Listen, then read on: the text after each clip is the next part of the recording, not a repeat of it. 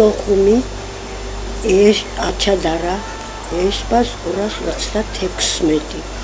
ეს სახლი მქონდა ქალაქიდან 9 კილომეტრში და ბინა მქონდა სოხუმში ჩალმაზის 16 ნომერში. 16 ბინა 14. აიქ როგორი იყო თქვენი ოჯახი? დედა მყავდა. ჯერ კიდევ გათხოვებამდე მე გავთხოვდი ისევ აფხაზეთიდან გავყევი ბიჭს. ძალიან გვიან შეკვენი ოჯახი 39 წლისას შვილი შემეძინა, ძალიან ბედნიერი ვიყავი, ძალიან ბედნიერი ოჯახი მქონდა, ძალიან კარგი სამუშაო მქონდა. სად მუშაობდით? რეჭ კომბინატში. მეტად ვიყავი. ძალიან კარგი დამოკიდებულება მქონდა აფხაზებთან. ძალიან ვესიყვარულებოდით ერთმანეთს. ჩემი მთავარი ექიმი ადლეიბას მეუღლე იყო. ლუდმილა ნესტოროვნა ლაბახოვა. ჩემი განყოფილების უფროსი აქირთავა იყო ირმა ნიკოლაევნა. ძირითადად სულ აფხაზები. ჩემი მთავარი ექთანი იყო ბაგაფშ ნესტანკა. ჩემი ექიმები კიდევ გულია, ესენი ყველანი აფხაზები იყვნენ, ძირითადად 1-10 ვიყავით ჩვენ ქართველები. მაგრამ მაგათთან ძალიან კარგი დამოკიდებულება. არ იყო ისეთი რომ აი ჩვენ ერთმანეთთან ძალიან მეგობრობდით, დავდიოდით, даже ის მე ძალიან ახალგაზრდა ვიყავი და განყოფილების უფროსი აქირთავა ირმა ნიკოლაევნა იყო შემთხვევა როცა ადამიანი კვდებოდა და მორგში უნდა გადაგვესვენებინა. ამ შემთხვევაში ყოველთვის თუ მოხდებოდა ეს განყოფილების უფროსი ლალიჩკა ты уходи, мамочка, ты еще маленькая. მე ფრთხილდებოდნენ, აი ასეთი დამოკიდებულება გქონდა. აი რა მოხდა, როდის დაიძაბა ეს სიტუაცია? ეს თქვენ წარმოიდგინეთ 14 აგვისტოს დღისით ჩვენ გუდაუთში ამხანად ძმა გარდაეცვალა. ანიჩბა ლუდმილას ძმა გარდაეცვალა და გასვლებაზე ვიყავი და იმ დღეს გვითხრა ყურში კიდევ აფხაზმა გულია ნესტანმა თქვენ აქედან ჩქარა წადით დღეს შეიძლება უბედურება დატრიალდოს. ესე იგი ისევ აფხაზებმა გაგაფრთხილეს. დიახ, აფხაზებმა ყველაფერი იცოდნენ, ჩვენ ისე გულუბრყვილოდ ვიყავით დარჩენილები და როგორც კი მოსაღამავდა დაიძაბა სიტუაცია და მე უკონტროლო გახდა ყველაფერი. როგორ გამოაღწიეთ იქიდან? ძალიან რთულად, მაგრამ ისევ დავბრუნდით მერე. რამდენ ხანში? ზამთარში ზამთრისკენ დავბრუნდით ისე. მაგრამ უკვე აჩადარაში ცხოვრება არ შეიძლება. იმიტომ რომ ფრონტის ხაზი იყო. იქიდან მდინარეს გადაღმა იყვნენ აფხაზები, მდინარეს გადმოღმა იყვნენ ჩვენები და ესროდნენ ერთმანეთს. სახლში რო დავბრუნდით ჩვენ სახლში პირდაპირ ჭურვების სავსე იყო, იატაკი სავსე იყო, ისინი ავეჯი თუ რამე იყო, ჭურჭლები ყველაფერი დამსვეული გაფუჭებული, უკვე გაჩერება არ შეიძლებოდა. ფეხებზე ისეთი იატაკზე ისეთი საშინელება იყო ამ ჭურვებისგან. ნამსხვრევები არაფერს არ შეიძლებოდა. ცხოვრება უკვე საშიში იყო და ეგრევე წამოვედით უკან, და გალში წამოვედით. ჩემი მეუღლე წარმოშობით გალიდან იყო, მაგრამ სოხუმში ცხოვრობდა და რამოდენიმე ხანი დავყავით იქ. და ზუსტად 27 სექტემბერს 93 წლის 27 სექტემბერს ხიდით წამოვიყვანე 2 წლის და 8 თვის იყო ჩემი ბიჭი და მე ჩემი მეუღლე დედა და ბავშვით გადმოვედით ხიდით. როგორც კი გადმოვედით უკვე 9 საათში ისინი ისროდნენ, ზეიმობდნენ გამარჯვებას. თქვენ ეხლა თუ გაქვთ მათთან კავშირი? არა. არავისთან არ მაქვს ამჟამად კავშირი. იყო პერიოდი მქონდა, მაგრამ ძალიან ბევრი, აი ვისაც ჭუბი არ უნდა და ომი არ უნდა და ვისაც მეგობრობა უნდა და ჩვენთან თითქმის არავინ არა აფხაზეთში დარჩენილი. გავიდა. ყველა გასულია. ის სეპარატისტები, ის მომხელთებელი ხალხი, ძირითადად გუდაუთელები და აი მდგომისას გადაღმა ხალხი იყვნენ ძალიან აგრესიულები ჩვენს მიმართ. ისე მუშაობის პერიოდში მე შეთავსება მქონდა და ბავშვთა პოლიკლინიკაში მუშაობდი. ჩვენთან მუშაობდა ბერია, თამარა დედა. და ჩვენთან ქალები იყვნენ ექიმები, რომლებმაც ქართული ძალიან კარგად იცოდნენ. იმიტომ რომ აი ბერიას დროს გადაასახლეს ხალხი, მაშინ ბერიამ ქართული სკოლები გახსნა თურმე რაღაცა და იმ დროის მოსწავლეები ყველა იცოდნენ, ყველა მიცოდა ქართული. და ეტყოდნენ თამარა დედას, თქვენ ფაშისტები ხართ. ფაშისტები ხართ, ხუმრობით ეუბნებოდნენ, შენ ფაშისტი ხარ, ბერია ხარ, შენ არ გაგახარებ. აი ასეთი ხუმრობები, თითქოს ხუმრობით, მაგრამ თურმე ამ ხუმრობაში იდო ძალიან დიდი ნაღმი. და ჩვენ ამას მაინც ვერ გრძნობთ. ისე რუსიფიკაცია იყო, ქართულად არაფერი. მე მახსოვს. ქართულად არავინ არ დაგელაპარაკებოდა. არავინ არ დაგელაპარაკებოდა, არაფერი არ ხდებოდა. ქართული არც ერთი ორგანიზაცია ქართულად არ მუშაობდა. სკოლები კი იყო, რა თქმა უნდა, ქართული უნივერსიტეტის ქართულენოვანიც იყო, აფხაზურენოვანიც იყო, რუსულენოვანიც და ისე მე ბავშვთა პოლიკლინიკაშიც რომ მუშაობდი, ჩემთან გუდაუთიდან წერეთელი დადიოდა, რომელიც გააფხაზებული იყო, აფხაზი იყო სულთან სისხლის.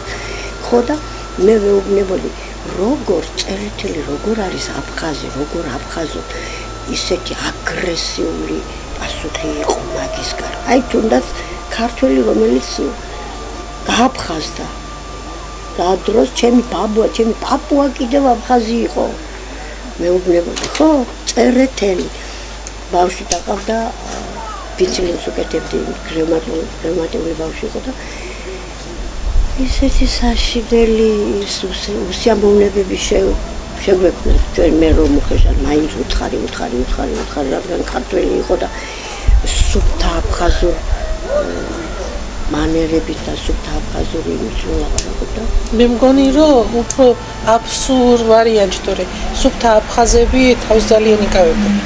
სუფთა აფხაზები დაჟე ის გააფხაზებული ქართველები უარესები იყვნენ ვიდრე სუფთა აფხაზები. მაგასავწოდეთ. თქვენ ეს ლამაზი გოგო ჩემი შვილი. იცის თქვენმა შვილიშვილმა აფხაზეთზე რა? არაფერი არ იცის. არ გაინტერესებს აფხაზეთი? დიდი პატარა 3 წლიდან ნახევრის. შეკაი დიდი გოგოა, 3 წლის ნახევრის ძალიან დიდი გოგოა. მარტო რო გაიზდები აფხაზეთში, წახვალ? მოინახულებ შენ წინაპრების ადგილებს? რა კარგი ადგილად გქონდა სახლი. სურათები, რაზედაც ყველაზე უფრო წყდება. ჩემი გაზრდელების სურათები და არაფერი არ აქვს. სახლი ესე იგი დაგიფეთქეს. არა, სახლი არ არის აფეთქებული, ნაწილობრივ არის დამწვეული, მაგრამ ყველას აბსოლუტურად აფხაზები დაეუფლენ, ყველას. ჩვენი ლეჩკომბინატში დაწვეს დოკუმენტები. იმისა ყველაფერი. წიგნები ქუჩაში გამოფინეს, დაწვეს, სურათები დაწვეს, ყველაფერს წვავდნენ, კვალს შლიდნენ. მაგრამ კვალი ისე როგორ წაიშლება. და თქვენ რო გადმოხვედით, მაშინვე მუხურში გადმოხვედით თუ რო გადმოვედით, აი ყველაზე მნიშვნელოვანი 14 აგვისტოს გამოვიდა ჩემი მეუღლე 42 წლის იყო, გამოვიდა ქუჩაში და რო ნახა სროლები, აუწია წნევამ და მიიღო ინსულტი. აბა ძლივს საშინელ მდგომარეობაში გადმოვიყვანეთ და ზუგდიდში გვეწვა. იმის შემდეგ ძალიან სიმადლობა უფალს ეს შემეული იყო და გრძნობა ჰქონდა, ხელფეხი ცუდად უმუშავებდა, მაგრამ აღუდგა თანდათან ეს ყველაფერი და კი ცხოვრობდი წვალებით 30 წლის განმავლობაში წვალებით. აქ მუხურში კი არ მოვედით, აქ არაფერი არ ჰქონდა, არსად გასაჩერებელი არ ჰქონდა. ბაბუა ჩემის ნასახლარი იყო ზინდი, აქედან 4 კილომეტრშია და იქ გავჩერდით, ფიცრული იყო, იქ მიწური. და იქ გავჩერდით, იმიტომ რომ ამ ჩემი მეუღლისთვის აუცილებლად სიმშვიდე იყო საჭირო რაღაც ასეთი სიტუაცია რადგან მქონდა და იქ დავჭით, იქ ვიყავით ერთი წელიწად ნახევარი და მე აქეთ მეფუტკრეობის მეურნეობაში გადმოვედით. ვერ ვიტყვი ახლა ცუდად მოგვეცნე და რაღაცა, მაგრამ ის ადამიანი, რომელმაც ვერ ნახა ეს ყველაფერი და არ იცის რა არის უდანაშაულო ხალხის გაძევება საკუთარი სახლიდან, ისინი ვერ ითავისებდნენ იმას, რომ ჩვენ რა დაგვემართა. რატო წამოხვედით მერე, ასეთი ის იყო საუბარი, მაგრამ რატო წამოვედით, ვინც დარჩა 80% ყველა გაწყვიტეს. სახელმწიფო და ფერმერი ირინე ფოველიშვილთან ერთად. ეს არზიმბა ყოველ წელიწადს დადიოდა სირიაში. იქ რას აკეთებდა ეს არა, ჩვენ რა ვიცით, საიდან ვიცით ეს. ყოველ წელიწადს იქიდან რომ დაბრუნდებოდა, სირია იყო საშიში ქვეყანა მალარიის მხრივ. და მაგას მალარიაზე უღებდით სისხლს, უკეთებდით ნემსებს, ყველაფერს და ძირითადად მაგასთან დავდიოდი, თუ ცუდად გახდებოდა და რაღაცა დავდიოდი სახლში. ძალიან კარგად მღებულობდა, ძალიან დიდ პატივს მცემდა, სულ შოკოლადებით, სულ რაღაცით ვიმასპინძლდებოდა, ქართულად ძალიან კარგად ლაპარაკობდა. მაგრამ რაიდო მაგაში რომ ის სირიაში დადიოდა მე საიდან ის ბაგამში ყოველთვის სერგეი ბაგამში ყოველთვის წელიწადში 3 ჯერ კუჭის წყლული ქონდა და 3 ჯერ გვეწვა ლეჭკომბინატში. ჩვენ როგორც მეგობრები ისე ვიყავით, ისე ახლოს ვიყავით. ამ ვიცთან თანაც ეგრელი ყავდა მეუღლე და მე გახდა ის პრეზიდენტი, მაგრამ მე როგორ ფიქრობ, შესაძლებელია ისე აფხაზეთში დაბრუნება გამორიცხულია? არ ვიცი, მე პოლიტიკის არაფერი არ მესმის, მაგრამ დღევანდელი გადასახედიდან ძალიან ძნელია. ეს ყველაფერი ძალიან რთულად მოსაგონარია. გული მწყდება, იმ აფხაზებზე კიდევ გული მწყდება, ვისაც ჩვენი სიყვარული ჰქონდათ აუცილებლად.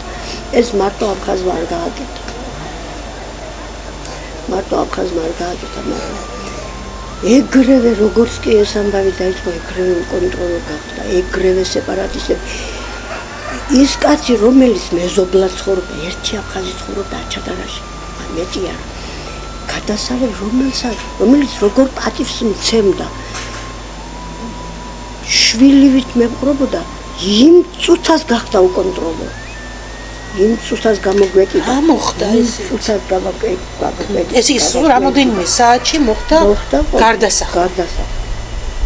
იმ წუთას. არა, შეიძლება ეს წლები მზადდებოდა, მაგრამ ჩვენ ვერ ვამჩნევდით ვერაფერს. მერე ამბობდნენ 1000 რაღაცას ნატურას კიდებენო სხვა ფერისას, ვინც აფხაზის სახლია. რა ვიცი 1000 რამეებს, მაგრამ ეს ჩვენ არ ვიცით არაფერი. იარაღს აგროვებენ, მაგრამ იარაღი რა ქონდა აფხაზეთს. ძალიან ცოტანი იყვნენ ისინი, ისედაც სულ 45000. ისე კი არ არის, მაგრამ რა ვიცი, რა მოხდა, თვითონ იციან. ისე შევარდნაძემ ყველანაირი პირობები შეუქმნა, იყო ჭუბიც, 72-იც იყო არეულობა, გამოსულები იყვნენ ის ყაბალახიანები ცენტრში და დაობდნენ ყველაფერი მაგრამ მაინც მე გამოსწორდა ყველაფერი, უნივერსიტეტი გახსნეს, ტელევიდენია გაუკეთეს, ყველანაირი პირობები შეუქმნეს, მაგრამ ჩვენ დაბრუნება, არ ვიცი, პოლიტიკა რთული რაღაცა. იცით რა მოხდა, ძალიან ბევრი სამხედრო. მე კარგი ცხოვრების დროს ევროპაში დავდიოდი და ისინი სულ ქალები, სამხედროების ცოლები აღაზიებში წიგნებს ყიდულობდნენ, რუსულს და ამას ასეთი ის იყო. ძალიან ბევრი დაასახლეს სამხედროები, აი რომ გამოიყვანა ჯარი შევარდნაძემ აფხაზეთში. რუსული სანატორიუმი იყო ტურბაზაში, სულ მთლიანად ჩაასახლეს იქ. რუსები? რუსები. სულთლიანად ჩაასახლეს რუსები. როგორ ფიქრობთ, აფხაზეთი გაყიდული იყო იმ მომენტში? ის გაყიდული ახლა შეიძლება ფული არ იყო აღებული, მაგრამ შეთანხმება იყო გაკეთებული, რომ გამოიყვანდნენ რუსის ჯარს ევროპის ქვეყნებიდან, სოციალური ქვეყნებიდან და დაასახლებდნენ აფხაზეთს. შეიძლება ასეთი მოლაპარაკება იყო. ჩვენ რა ვიცით, უბრალო ხალხმა ეს არ იცის.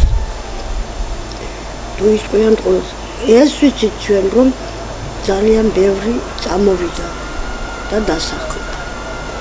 და ჩვენ აფხაზებმა რომ გაგვიკეთეს მაგაზე მეტი სომხებმა გაგვიკეთეს. სომხებმა ძალიან მაგრად ვიყალათეს. გენატრებად. რას ლაპარაკობთ? მე არსად არ არის ისეთი ლამაზი კუთხე, არსად არ არის ისეთი მშვიდი ადგილი, როგორიც აფხაზეთი იყო. ძალიან ძნელია ეს იყო საქართველოს მარგალიტი აფხაზეთი. ლაპარაკობთ. ერთ-ერთი ულამაზესი და უმშვენიერესი იყო. სადაც არ უნდა ვიყო. რატო დაკარგა საქართველოს ასეთი ულამაზესი კუთხე? ეს საშინელება. ეს მარტო სანაპირო რა დღეა. მარტო თეატრი აფხაზეთის ლამაზი თეატრი. ყველაფერი ლამაზი იყო, ყველაფერი საოცარი იყო, რაც აფხაზეთში იყო. მარტო მაიმუნების პიტომეთი იყო საშენო. ბოტანიკური ბაღი, თაწმინდა უნიკალური ხეები. მე რამდენჯერ ოდესაშიც ყოფილ ვარ და იქ სამხარეს ეს ყველგან ბოტანიკური ბაღი მაინტერესებდა, მაგრამ ისეთი მცენარეები არსად არ მინახავს, როგორიც იყო. აი ესენი უნდა წავიდნენ აფხაზეთში.